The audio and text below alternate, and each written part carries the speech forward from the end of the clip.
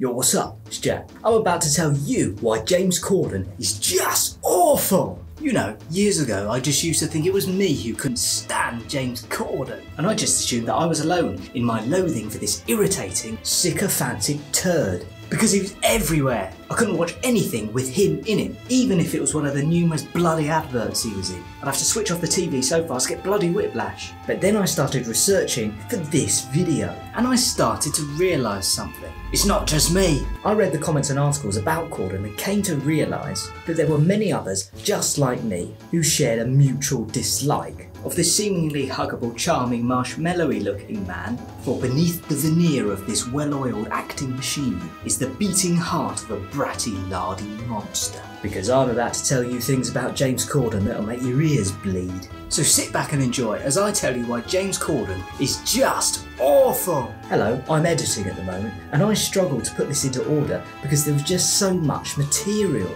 So I'm sorry if this video dances around a little bit. Even so, it still won't dance around as badly as this.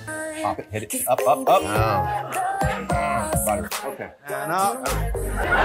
Now, let me just preface the video with this. He is talented, I'm not disputing that. He received glowing praise for his performance in the film History Boys, playing an overweight loudmouth, if you can call that acting.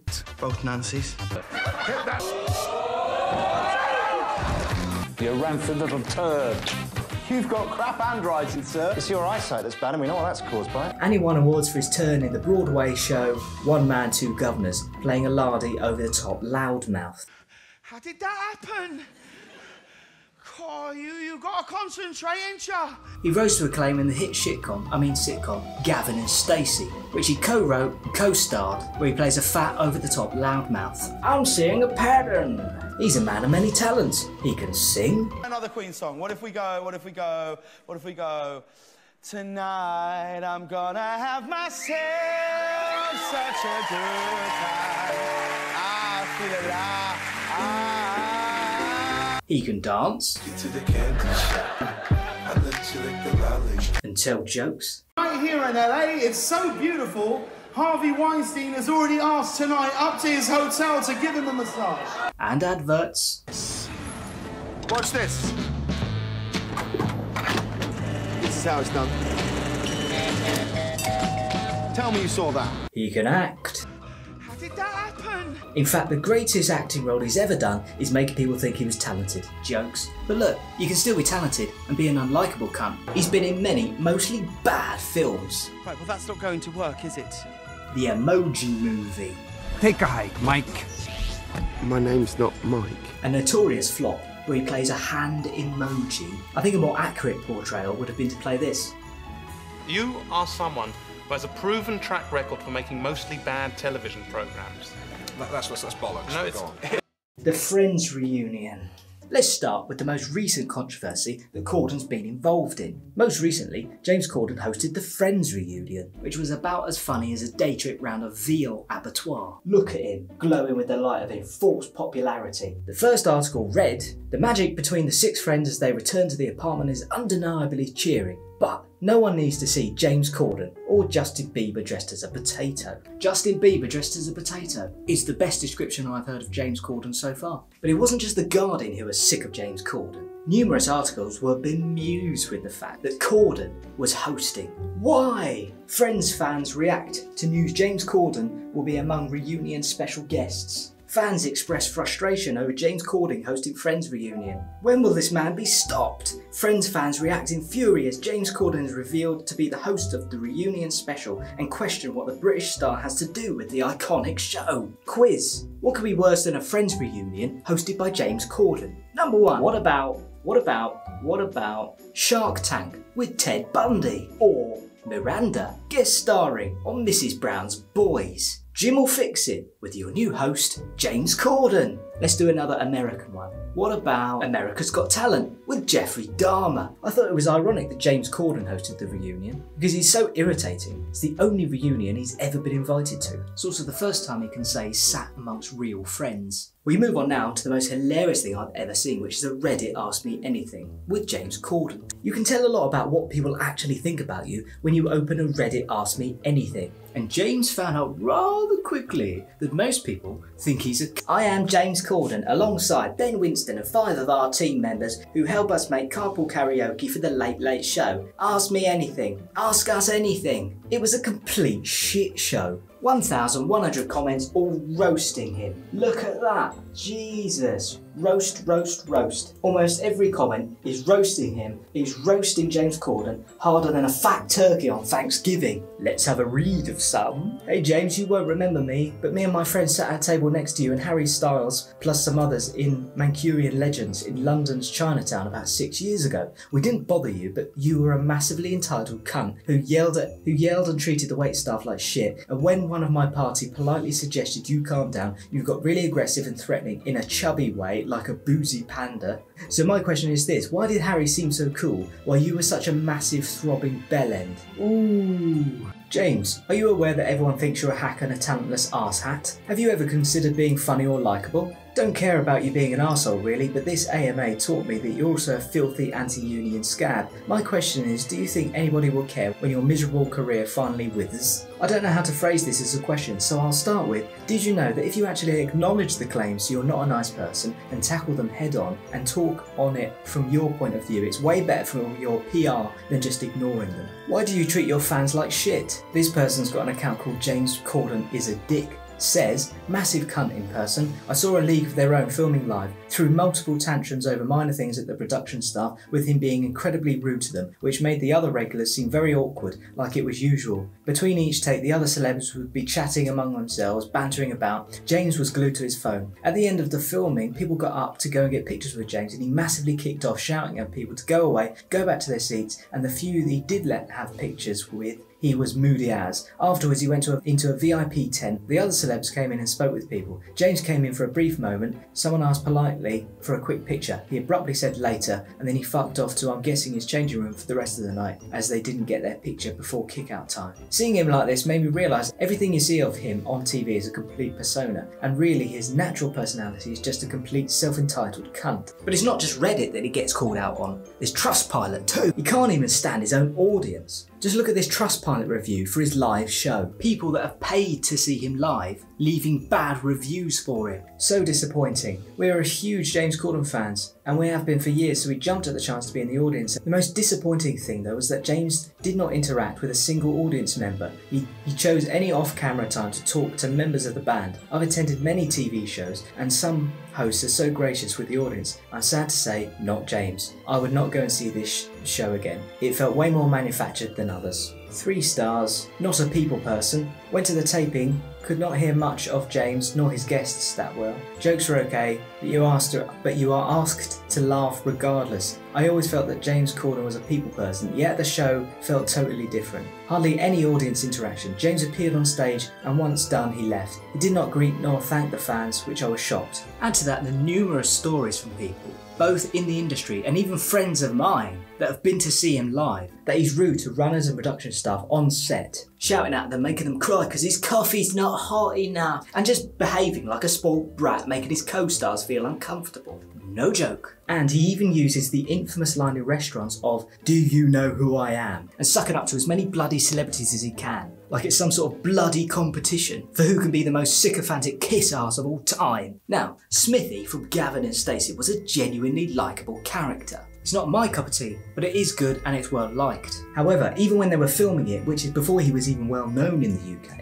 he got into hot water with Rob Brydon because he was being a brat on set. Quote, after he won a BAFTA for Gavin and Stacey in 2008, Corden became spoiled and brattish. He credited Brydon with snapping him out of it. Rob took me to a lunch and said, what are you doing going out all the time being photographed with all these people? This isn't the you that I know, but it is the you that I'm having to defend to people. Yeah, he really snapped you out of it, didn't he? The sad thing is, James Corden could have cemented himself as one of the UK's best comedy writers and performers, but he didn't. He sold out to America. Please America, keep him, he's yours now. But we need not worry, because Corden has received counselling for being a prick. And he had to go to therapy after having one series of a hit sitcom for being a brat. James Corden went to therapy to learn how to not be an insufferable prick. It's a good job he's a millionaire because it's going to take a heck of a lot of sessions. Even his mother said she had to pray for him, and his sister said he was a dickhead. That's your own family. Corden now claims that he's no longer a giant arsehole. Bullshit. Celebrities that don't like James Corden. This is my favourite part of this whole video. James Corden's feud with Ricky Gervais.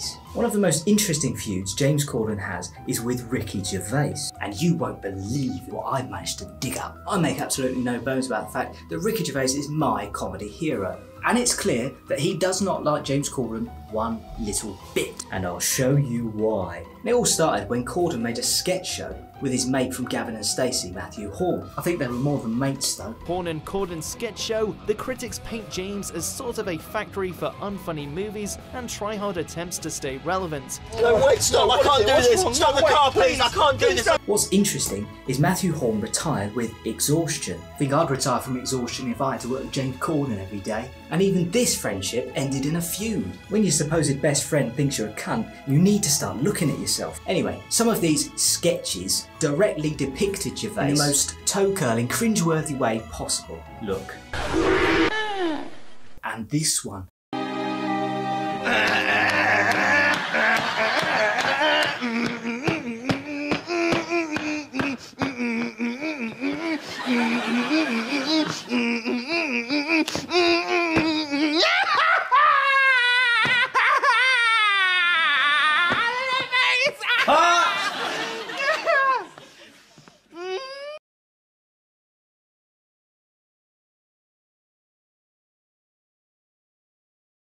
This prompted a feud between Corden and Gervais, which must have hurt Corden, because he was clearly influenced by Gervais.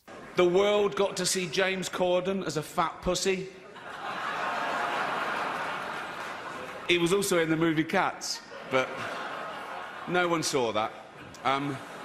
Gervais doesn't mention the name Corden, but we all know who he means here. But I do think... I don't know about that. I think that sometimes, though, that people do it the wrong way around. Like, you know, someone works really hard and they become a comedian and they work and they get a big show, then they get offered a chat show, in America, and they take that and they sort of work their way down from a comedian to a bloke who's looking for hits on YouTube the next day because no one watches late night. Do you know what I mean? Yeah. It's like they've worked their way down. Yeah. You know, and I just think that there's nothing like it feels like they've given up their dream to do a day job, sitting in a suit behind a desk talking to other people. Then there's this classic from the latest sitcom from Ricky Gervais, Afterlife. So if it wasn't that clear before that Gervais couldn't stand James Corden, it is now. Thought of another good feature for the paper, actually. Fantasy dinner party guests. Brilliant, eh? Pick your top 5 favourite people and why. Why indeed? Who would yours be? 5 people, dead or alive. Dead.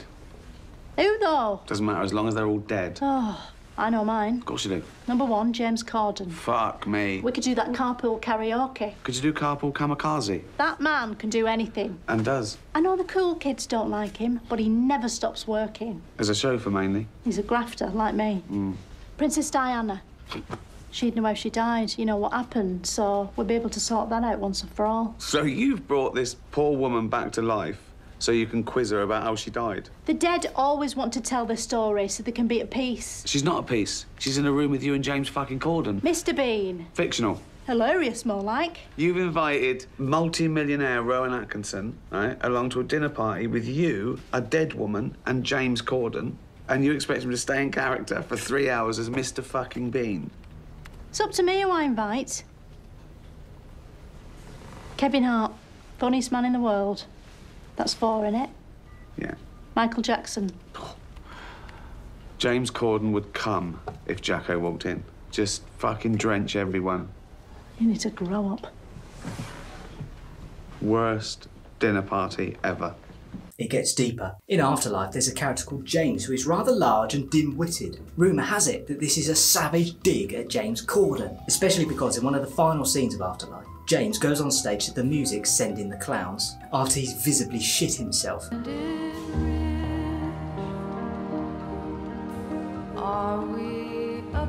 Here's another of my comedy heroes, UK comedian Stewart Lee, who my American cousins would probably not have heard of. But it's testament to the unlikability of James Corden, a fellow comedian, that Lee references Corden in his own stand-up set. No, James Corden's there. Do you know him, James Corden? You know, I don't know James Corden personally, right, but he's always going on in interviews about how brilliant he thinks I am, right? And the feeling is not reciprocated.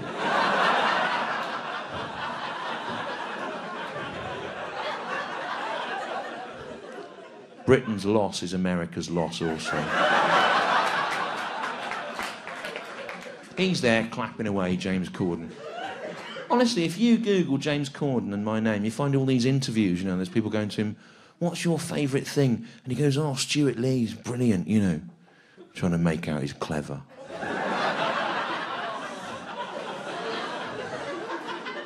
Imagine James Corden watching me. Like a dog listening to classical music. It's ridiculous, isn't it? Lie. PR bullshit. Here's another comedian, UK-based again, called Frankie Boyle. I read about the death of Robin Williams and I thought, why can't James Corden get depressed?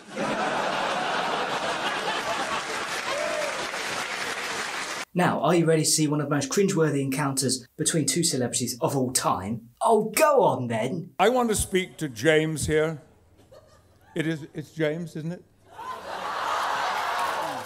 When the presenters are up here and when the recipients are receiving their awards, don't stand at the back of the stage with your hands in your pockets, looking around as though you wished you were anywhere but here. Oh, you couldn't be more wrong, sir.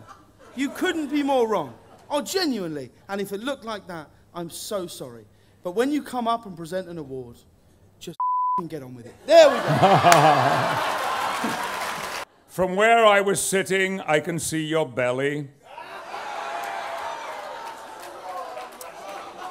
And that was right over there at the back of the room. These people down here, you know.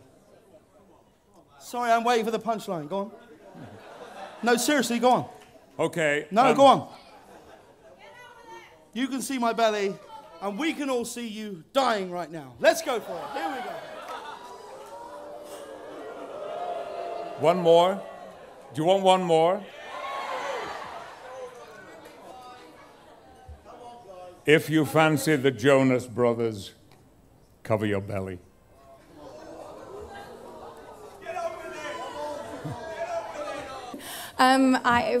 For whatever it's worth, I like your belly, so.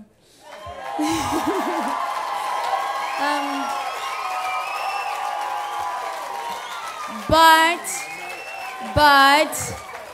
This is so awkward, and to be fair, neither of them look particularly good after this. Stewart did apologise afterwards because he's the bigger man. Well, not physically, but you know what I mean. Now, this next bit is bloody shocking, if it's true. It's important at this point to say he's denied this, so it's all alleged. Jack Allison wrote for Jimmy Kimmel Live in the 2010s, and as such, he's a member of the Writers Guild of America. In 2019, he told a story on Twitter about the time he went to a union meeting that James Corden also attended. I'd like to state once again for the record that I went to a WGA meeting for only late-night writers, and James Corden showed up without any of his staffers to advocate for a lower pay grade for late-night writers. That means, according to Allison, Corden apparently made a special trip to ask a trade union to allow him to decrease the salaries of his own employees at the Late Late Show. Allison claimed that Corden wanted to hire writer's assistants for 13-week stretches instead of for longer periods as contracted, full-fledged writers. By WGA rules, this would carry a higher salary. Allison went on to tweet, he was framing it positively as, "We want to give writer's assistants a chance, so maybe there should be a lower pay grade for them." According to Allison, WGA officials quickly dismissed Corden's request. However, Corden related a different version of events on Twitter.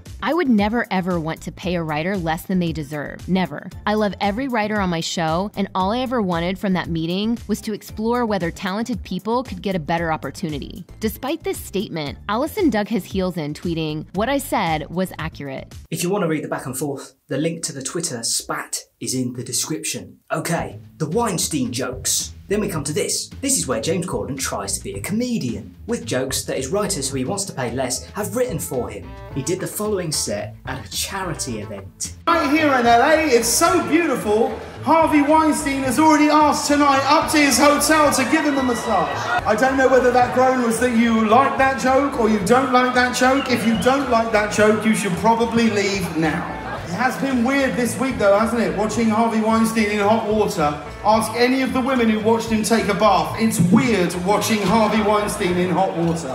Harvey Weinstein wanted to come tonight, but he'll settle for whatever potted plant is closest. So you can kind of see why he wants to pay him less now. They're going to write him shitty jokes like that. The Spat with Bill Maher. At the end of a 2019 episode of his HBO show Real Time, Bill Maher discussed high obesity rates. His solution? Make people feel bad about themselves for being overweight. Fat shaming doesn't need to end. It needs to make a comeback. Some amount of shame is good. A few days later, James Corden took nearly 8 minutes at the top of an episode of The Late Late Show to address Maher's remarks. Don't you dare! Now there's a common and insulting misconception that fat people are stupid and lazy. You really don't help yourself, do you? So he gets confused when people get offended by his jokes. I don't know whether that groan was that you like that joke or you don't like that joke. If you don't like that joke, you should probably leave now. But he gets offended when Bill Maher says we should bring back fat shaming. Anytime James Corden gets to sit on his high horse, he bloody will. But not for long, otherwise it's unfair on the horse. Not just about being able to see a doctor, it's also about being able to see your Believe me, I can see a dick. Yeah, every morning in the mirror. Bill, please hear me when I say this. While you're encouraging people to think about what goes into their mouths, just think a little harder about what comes out of yours. Ha! It has been weird this week though, hasn't it? Watching Harvey Weinstein in hot water. Ask any of the women who watched him take a bath. It's weird watching Harvey Weinstein in hot water. Bill Maher's right though, you should shame people for being fat. Just like I shame people for smoking. It's bad for you. Doing too much of something is bad for you. That's science and a fact. If you can make edgy jokes about Weinstein at a charity gala while his victims are probably watching, I can call you a fat git, and so can Bill Maher. Maher fell back on his comments about obesity as a health issue. He said on an episode of The Joe Rogan Experience, You can't keep eating as much as you want and as your food as you want and expect us to cover the bill. He then went on to say that Corden, quote, missed a great opportunity to literally save lives and took the easy way out by criticizing the real-time host. Here's a nice analogy for a James Corden joke trying to land.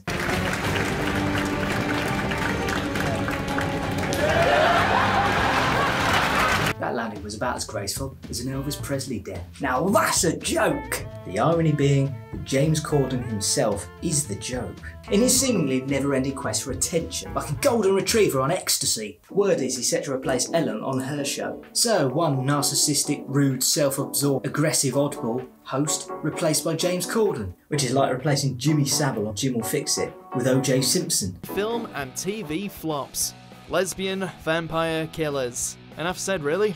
No one messes with the Fletchmeister and his cocksword.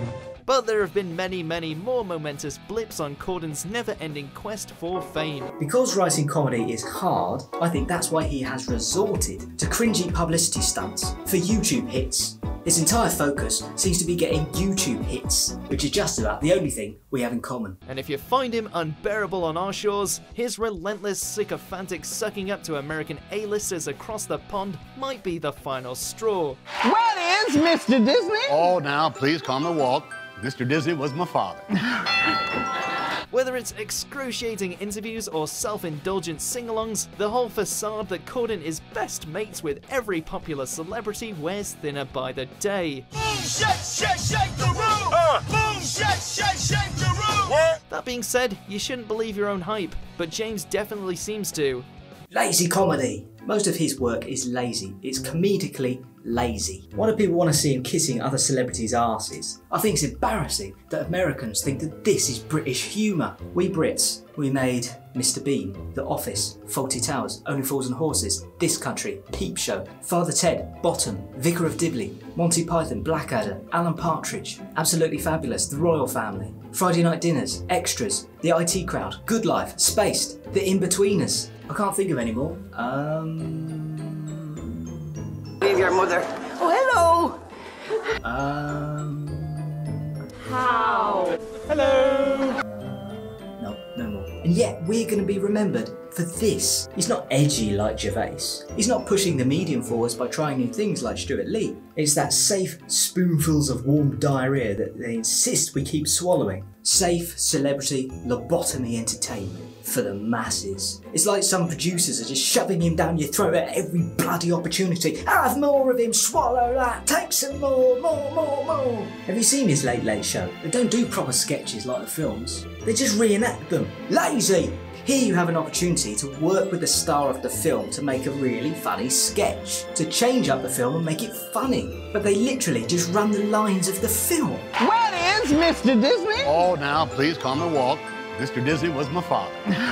Like, even I put effort into cool sketches. Like this, for example.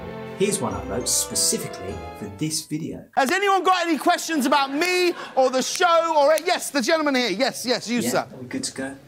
Hi, James. Yeah, I just, I wanted to tell you to your face that I think you're just awful. I think you should be paying your writers more, not less. You know, look, I love those boys. Yeah? Or were you trying to pay your writers less then? OK, yeah, that... When you put it like that, it sounds like a bad... What is that? It's about 4%. I'm sorry about that. I really am. I know why. I didn't have cash on me. Bollocks.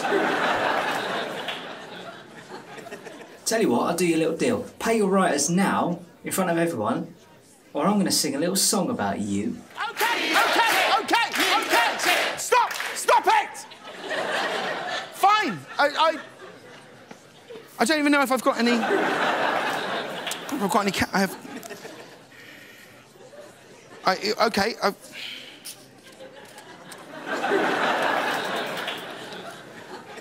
Can you break 100? Can you... Can anyone break 100? I've only got... Do it then, you tight-fisted, greedy son. Do it! I'm going to do it! I'm doing it! There you go. $100.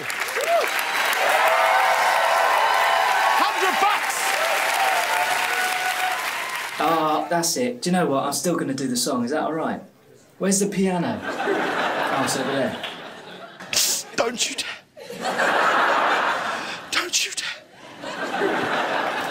Little fat man who sold his soul. Little fat man who sold his dream. Chubby little loser. Chubby little loser. National joke. Pathetic little fat man. No one's bloody laughing. A clown that no one laughs at. That all just wish he'd die.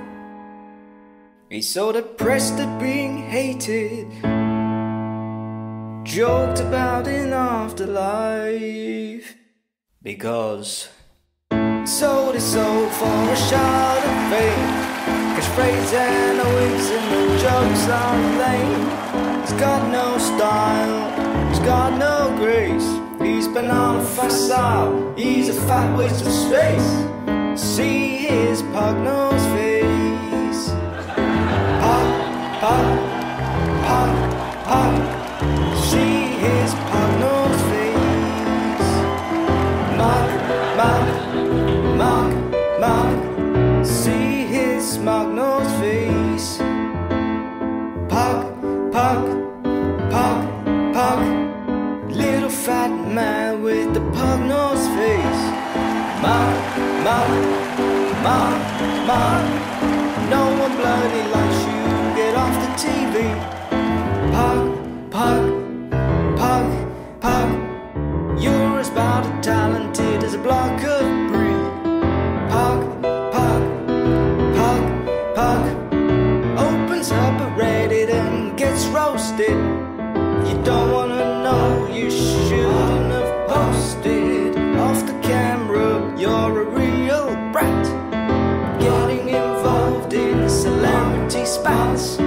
sold out to America, course you did. You seem to do anything for a queen. The little fat man with the partner's face. Little fat man,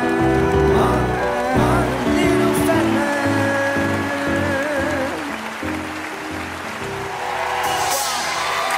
I still can't believe it. You know.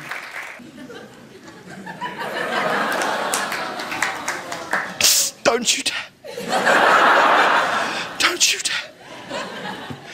Listen, I don't have the monopoly on being unlikable. There's going to be plenty of people who watch this video and watch my YouTube channel and think I'm such an insufferable, know-it-all, big four-headed prick and just not like me. But they do have low IQ. I know some people will say, oh, it's professional jealousy. He's doing what you want to do. He's written a sitcom, that's your life goal. Yeah, it is. And I know it's easy to criticise. And I will get dislikes on this video because it's having a go at someone. And you can't do that anymore. But, well, I don't actually have anything to add to that. But look, even if you don't like me, I don't need to get my parents to defend me like Corden does when he gets another bad review. And here's one from Malcolm Corden, which is headlined, Our Son, James Corden.